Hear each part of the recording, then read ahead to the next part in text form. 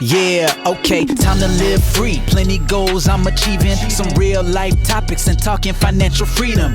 Mindset, soul and love, everything in between. This is Freedom Podcast. Tune in, live free. Hey, got my mindset right and I got the drive. Planning one day, no more job, no more 9 to 5. Love money, mine. Love money, mine. This is freedom. Tune in, cause it's going down. Woo!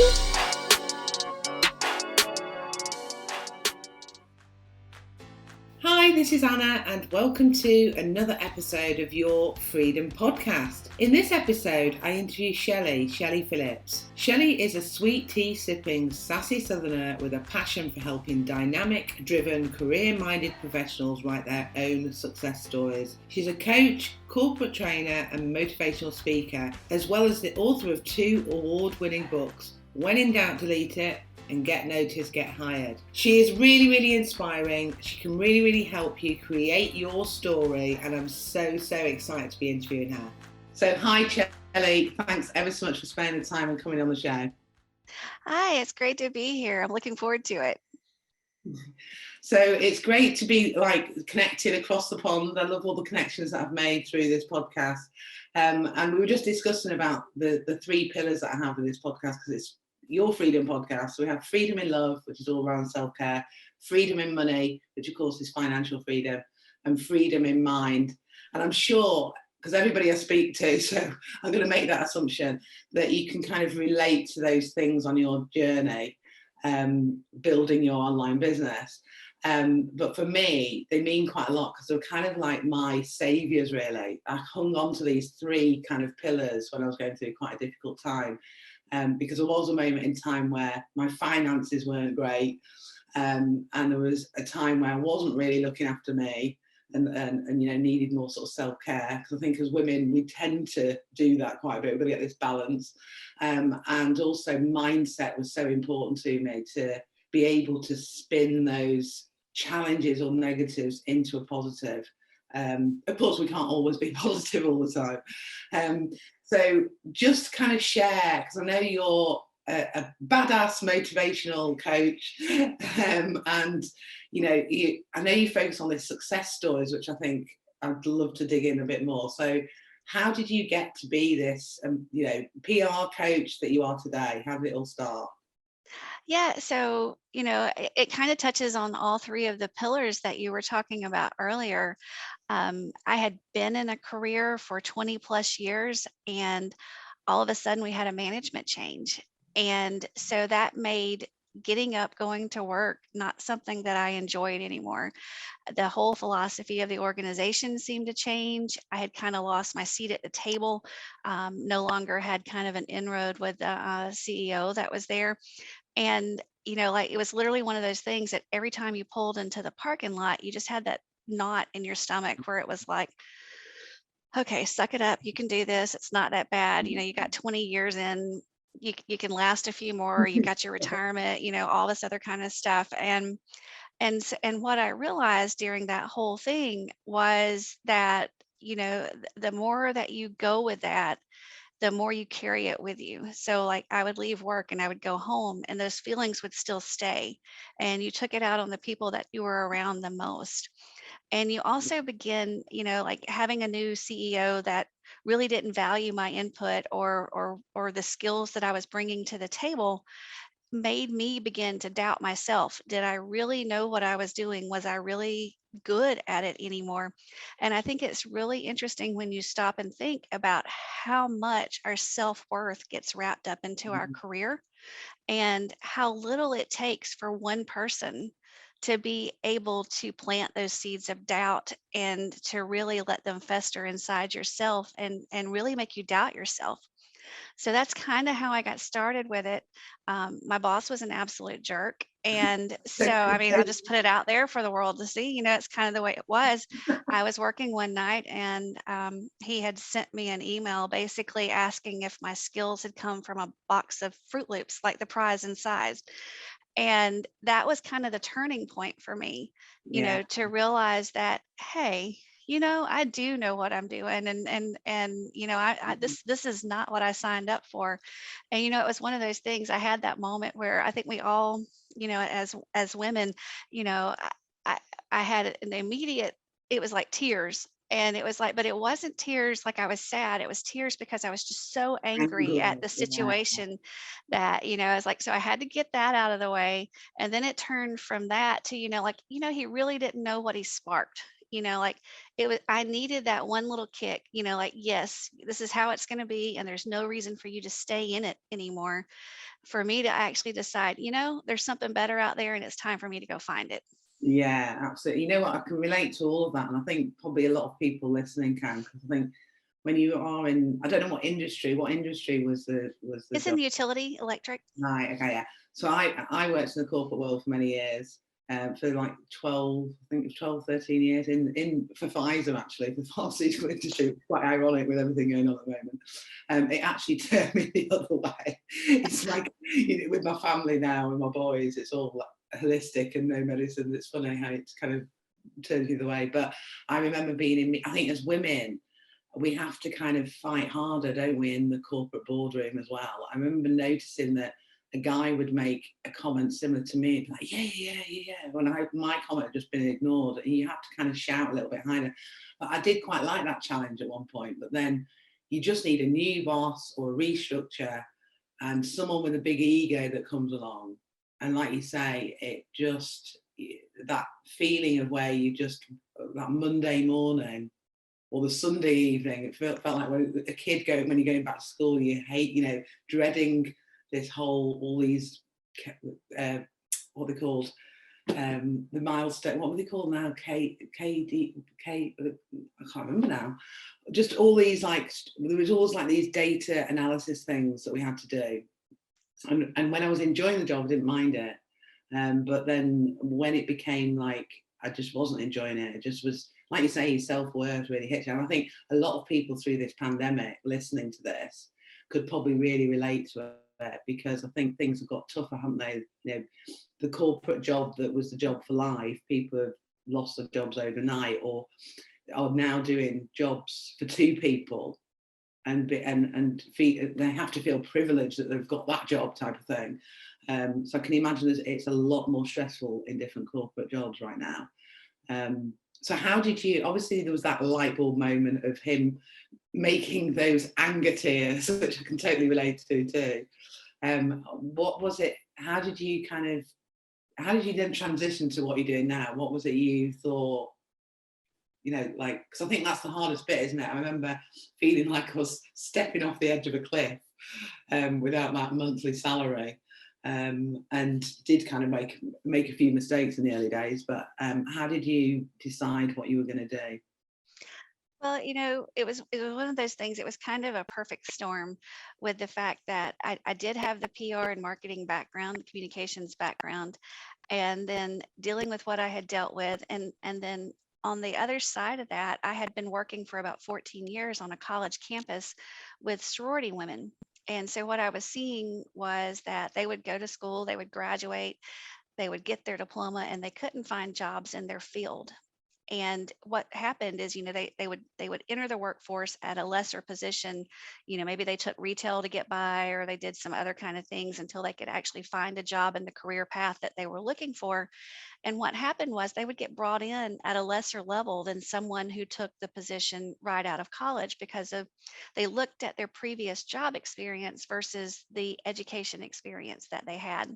Right, And yeah. so, as well as I do from being in the corporate world, that every raise that you get is, 3% of what you were making or 5% of what you were making. And so if you come in $5,000 to $8,000 behind someone, you're going to stay $5,000 to Right, $8,000 yeah. behind some, or even larger, depending on how how the raises work out and the steps and progressions go. And so after working with them and trying to, beef up their interviewing skills, beef up their LinkedIn's, doing their resumes and stuff. And, I got to thinking about it. I'm like, really and truly, each of us is our own brand.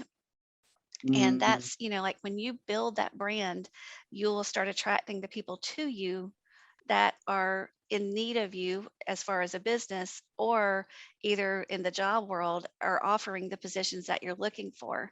And so that's kind of how it wrapped into what I, like using my professional experience with my passion of, like, Yeah, finding that fulfilling career and being able to do that. Because, I was never one of those that could just sit at home and I would have never been a stay-at-home mom. yeah. I, So, like, it just didn't work for me. And so it was kind of one of those things where, my career mattered to me, and it was something that, I knew I was going to invest several years in, and I want it to be something that I enjoyed and that I, like, I loved getting up going to. mm, And now, I mean, I'm not unrealistic. I know we all have bad days at work, but, as long as the good days outnumber the bad days, you're doing all right.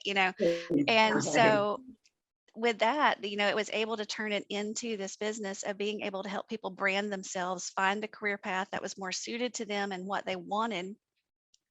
And then also, if you were already in that career path, like you were talking about early, being able to get that visibility so that you can continue that upward movement. As women, a lot of the times, especially like I'm in a very male industry coming from the utility world. And, like, you either almost have to be one of the guys, yeah, or, I was one of the like, guys. or if you speak up and do some of the things that you were talking about, sometimes you get labeled, oh, she's just bitchy, or, like, Yeah, whatever. exactly. And It's a so, balance, there's isn't it? A a balance. I fine think line of it's how hard. you have to work through it. Yeah, I think it's hard because it's like women tend to be more emotional in business, and we've got to be more like men in a way in business, haven't we? We've got to kind of separate the emotions, even like you were saying about when you. I know obviously that was privately, wasn't it? But like sort of getting angry like that, we just have that difference just on our makeup, just being a woman. And I was always one of the guys, trying to get that balance of not trying to come across as someone that was bitching and moaning about different things, but being solution focused and all that kind of stuff.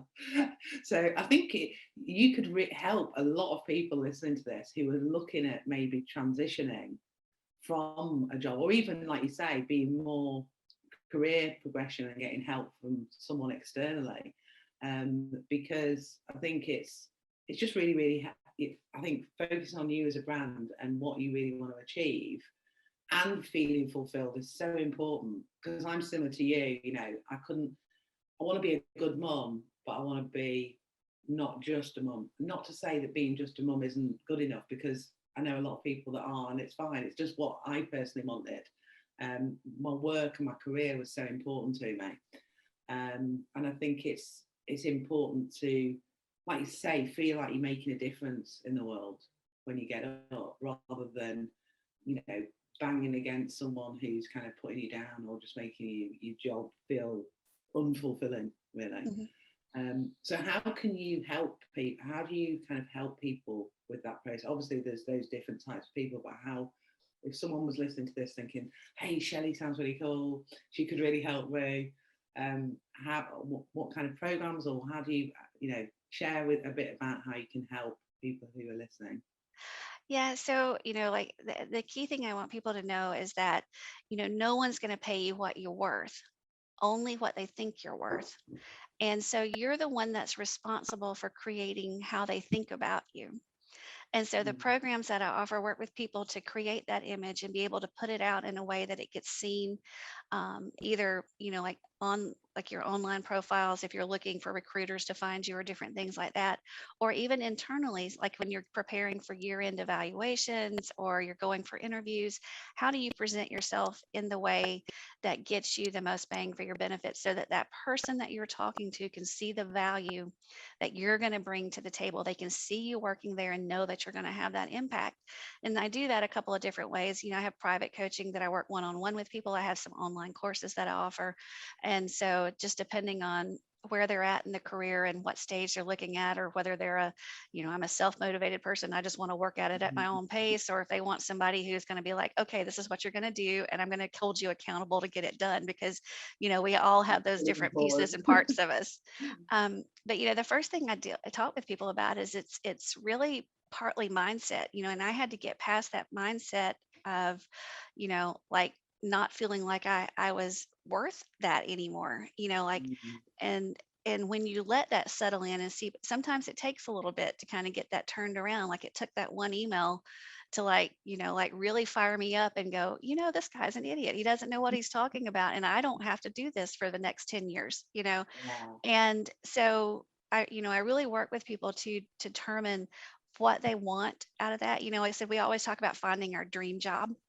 Mm. And, I'm one of those that, I don't think a dream job is a certain title or anything like that. I think your dream job is the job that financially compensates you enough for you to be able to do the things that you want to do in life, whether that's spend Yeah. time with your family, or whether it's to go on vacations, or whether it's to buy neat toys and trinkets, or Mm. whatever it is. It doesn't have to be some certain title for it to be worth something, or for you to call it your dream job. And so I work with a lot of, like work with people going through that, trying to identify what it is that they want, what matters to them, whether it's flexibility of schedule, whether it's, the paycheck, whether it is the environment that they in, like where, some people thrive on community where they have, like the Yeah. people are a family, and some of them like to be in a cubicle all by themselves. I work better just focused this way. Exactly. And so, all of that plays into the brand that you're going to present yourself as. And we work on creating a branding statement, because especially if you're applying online, or like if you're sending in resumes and things like that now, the old timey CVs, resumes used to have like an objective statement, like I want a job doing XYZ for this firm, blah blah blah blah blah. Well, that's not really the case anymore. Now it's almost like you're creating your own elevator pitch, just like you would as an entrepreneur or a business owner. You're wanting to sell yourself as why I'm the best person to come here. And Yeah. studies show now that, like, hiring managers and recruiters spend about 7 to 10 seconds on your resume or your cover letter. So unless you have that attention getting thing at the Mm. beginning that really catches their attention and says, hey, this person's different, and that you're gonna stand out from that pile of, applications that they've got. So that's really how we start with the process, is creating that branding statement and starting to get that clear vision of what you want, so that you can really turn it around and present it to the world. That's awesome. Because it is, like you say, it's that impact in any kind of situation, whether it is a resume or you meet someone for the first time. We prejudge someone, don't we, in those first few seconds or minutes. So it's so important to be clear exactly what you are and who you are. So I think that's really good, because I think there's a lot of women, especially with maybe self-doubt, that have actually got a lot of skills and are, really suitable to do certain businesses or jobs. Yeah, it's So you you kind of like, say you've got the that. whole package, haven't you? You've got the whole package. Yeah, If you you have, say that. One of the reports that I read recently talked about the difference between men and women in the way they apply for a position, or how they choose positions to apply for.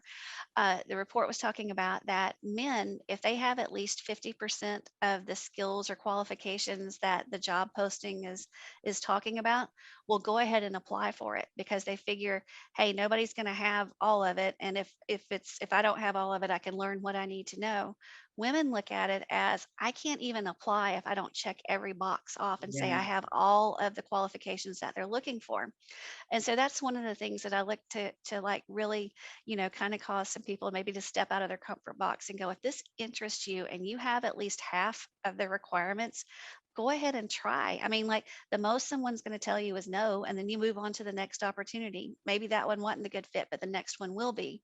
But you're never going to know until you try some of these things. And then if you limit what you're willing to look at because you don't meet every single checkbox on the list, then you may be missing out on some of the biggest opportunities that come your way.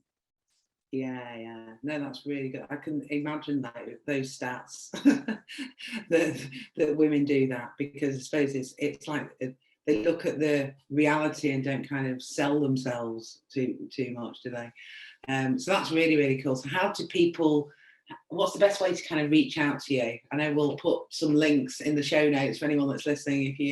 If you want to get in touch with Chellie, you'll be able to look. If you're on YouTube, you'll be able to see in the comment section. If you're on iTunes, you can see in the show notes. But what is the best way to contact you? Yeah, of course, they can go to my website, which is chellyphillips.com, or they can find me on pretty much any social media platform. LinkedIn is a great one to find me on. I do blog postings every couple of weeks, I'm kind of posting free resources and everything. And so that's probably the best one if you're interested in career advice, is to look me up on LinkedIn and follow me there. Yeah, brilliant, cool. So as regards to kind of like mindset and balance and all these challenges that we have, because I know you touched on like having a family and things like that. I think sometimes it is difficult as women to balance it all. And recently I was saying to someone, I don't believe there is a perfect balance. I think we're always checking in with that balance, because sometimes if we're working on a project or a launch, work can take over, can't it? And other times it's like we need to look after ourselves more. It's this constant balance and working it out, especially if you've got children and just everything that you try to balance. I know I was reading something recently about the emotional load that women take on, with that's bigger than guys, because you could be a mum and there's also the traditional thing of doing the cooking and cleaning, that even if you're not doing it, there's this pressure that if somebody else is doing it, you still need to actually secure that, whereas men don't seem to have that. Men can just be in their alpha male and just get on with the job. Generally, it's not completely everybody. And actually, if we don't get this emotional balance and work out this emotional load and kind of relieve ourselves and actually focus on spending time with ourselves and self-care, that it can actually manifest into physical disease. And that's where we see stress levels, don't we, kind of manifest into health problems and things like that. So I just wondered if there was anything that you want to share, any tips, things that maybe have worked or haven't worked along the journey, for you, for anyone listening to this, because I think it is difficult, isn't it, when we want it all and we're trying to balance it all. It is, and that's so true. Is like, I don't think there really is such thing as work-life balance. It's like whatever requires the focus then is what you focus on, and the next week it be something totally different, and the next week it's something totally different. But I think the key to that is just being intentional, and knowing yourself well enough to know that there's some times that I'm gonna need to go shut myself in the bathroom and put the bubbles in the tub and just turn the world off for like 45 minutes, an hour or whatever, and dare my husband or anybody to like knock on the door or anything during that time. But it's one of those things where like even during the day, like being in a corporate environment and that kind of thing is like, I tell people sometimes you just need to get up from your desk and just go, walk around the parking lot one time, or walk around, depending on, if crappy weather, walk around the building, but just remove yourself from what's stressing you, whether it's emails, whether it's, a project that you're working on or whatever. And it seems to me that we get those moments of clarity when we actually step away sometimes. That's why, what is it like, you generally get your best ideas when you're standing in the shower or something like that, because your mind's not focused on what you were, like totally geared for, and it frees it up to do those kind of things. And so I really think that's important, that when you feel yourself getting stressed out during the day, or if like you've just had that week and like I just need a little regrouping time on my own, the quiet, I need like nobody asking me 15 questions or whatever, that you just be intentional about taking those. And during the workday, squeeze them we could be surprised what a little 5-minute walk around the office, or like a little 10-minute out to the parking lot, get some fresh air, look at the sunshine, come back in, will help you reframe and reset and be where you feel like you're more able to tackle those kind of things. Yeah, absolutely. I can relate to all of those, and I think they're all really, really good shares, because I've done it where if I've been working on a project and I'm trying to get it done and I'm like, focus, and then like you say, you think, right, that's it, I'm having a break, and then suddenly when you come back to it all, it just flows. And it is because you kind of putting too much pressure on yourself, isn't it? And you do need to kind of have those breaks. And bubble baths, I am in on that. A few years ago, I didn't sleep very well. I had real anxiety and sleep problems. And I got into, someone said to me, having like a routine at bedtime. So now if I have a quick shower, I feel like I've missed out. I'm always like, it's the last thing on an evening, unless I've had a particular late day, and it is a quick shower. I just sit in the bath with candles and just kind of really relax, and maybe play some music, and just wind down. It does really, really help. every sort of, and also bath salts. I put bath salts in there because I got into those a few years ago, although my son keeps stealing them and pouring like nearly the whole bag in, and I'm like, I get to it, I'll be any left. So, but yeah, I think it's just those small things that we sometimes don't value that actually can help us really relax, because I think in this digital world we're contactable, aren't we, on everything from WhatsApp to social media, emails, and sometimes it's, you know, you've got to kind of get processes in place and systems and planning in place, because we can just be pestered and can't switch off really, and that's not good for our well-being. So brilliant, absolutely awesome. It's been great to have you on the show, and I'm sure lots of people have been. I think you've just been on the right time, because with everything, as I say, that's been happening in the last few years, I think a lot of people could do with your services, to be able to kind of really make sure that they are feeling confident, they are living a fulfilled life, and they are, you know, kind of stretching themselves to kind of, because I think sometimes when you're in a job, it's that whole thing of feeling uncomfortable to step out of it. You're in the safe zone, aren't you? It's a bit like when we try and get fit and want to lose weight. It's like we've got to do something to change the outcome, but it feels uncomfortable to get there. And actually, uncomfortable is good, because it means that we're growing. Yeah, it's that fear of unknown. Like, Yeah. if I make this change, what is going to happen? Like, I know what, it's like, what is it, it's the devil of what you know. Like, you know what's going on where you're at, and you know how you're going to cope with it, and you know how you're going to deal with it. But it's that unknown. Like, if I do change, am I going to something that's worse? Like, like maybe they're just cleaned up for the whole interview process, and when I Yeah. get there, it's gonna, be whatever. But I think that's the thing, is like, someone told me a long time ago that fear and excitement come from the same place in the brain. And like, when you feel yourself kind of afraid of the change or afraid of whatever, if you'll stop and you think about it, no, it's really the excitement of the unknown, or the excitement of what could be. And if you start reframing it that way, I think that helps you really to make that little push and to go ahead and take that chance. Yeah, I love that. That's so true. So I always ask everybody the same question at the end of the podcast interview: that what does freedom mean to you? So what does freedom mean to you, Chellie? So freedom to me, I thought about this when we were talking earlier, is, in my world, it is having the career and success that allows me to live the life that I want to live, to be able to make the difference in certain people's lives that, that I touch and impact. It gives me the ability to travel and see new things and meet new people, but the biggest joy I get out of what I'm doing, and I think that's freedom in itself, is finding that joy in what you do, Mm, is seeing the results that other people get and hearing their stories, that, like, maybe they've been in the same same situation that I was in, and they come back to me a year later and say, this has been the most amazing journey that I've been on, and this is what, this is where I'm at now, and I see myself continuing to grow and progress and all that kind of stuff. And knowing, like, working with the college women and things like that, is knowing that you've made a little bit of difference and help send them, propel them a little bit forward, and so mm, that they don't have to make some of the same mistakes that I made, along yeah, the way. I'm not saying, not make any mistakes, because we all learn from those, and, almost, some mistakes are really good to make. But, freedom to me is really being able to set myself up in a way that I have the ability to do the things that I really enjoy doing, and being able to impact others. yeah, I love that. I love it. I love it. I love it. It's been really great to have you on the show. Really inspiring. I think, like you say, by sharing our stories, is the main reason I put this together. It can just help other people and encourage other people to make that change, whatever it is in their life. So, for anyone that wants to reach out to Chellie, go and check out the show notes. You can contact her on LinkedIn or a website, to kind of make those changes and live a more fulfilled life and doing what you want to do, and rebranding yourself and sort of restarting your story. So it's been brilliant to have you on the show, and it's personally great to connect with you.